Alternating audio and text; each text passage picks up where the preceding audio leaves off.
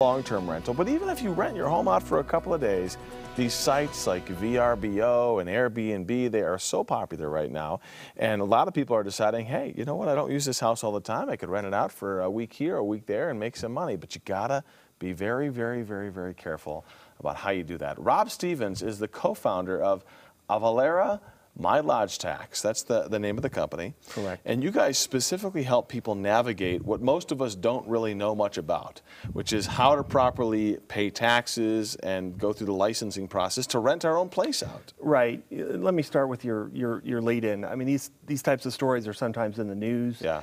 But they're very rare. I mean, in our market, the short-term rental, the vacation home market, this is really a mature travel audience. These Sure. are families, groups of adults that are coming in town for a vet. So you will see these stories. It's that one bad seed that right, ruins the bunch. But it's extremely Right. rare, and it does give people pause for concern. Would you say for most people that do this, that do the Airbnb, that it goes relatively well?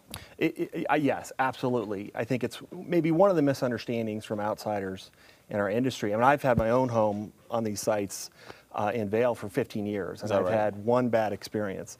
People have this concern about college kids and Right. wild partiers, and the reality is those groups just don't have a lot of discretionary income to do these things. People are typically paying you thousands of dollars to Right. rent your home for a week, so it tends to be a more affluent, mature, high-end clientele. So let's talk about just some of the things that people should be doing, some of the ideas of how they can make sure they do it right.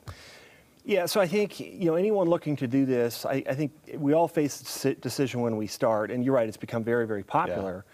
But the first decision you make is, am I going to manage the property myself, rent by owner, or am I going to turn it over to a property manager and have it professionally managed?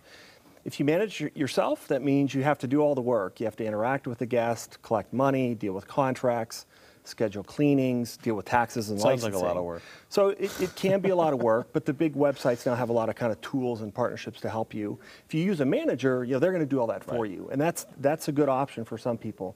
What we find is about 60% of the marketplace, people do rent by owner. So the majority of people are doing this on their own.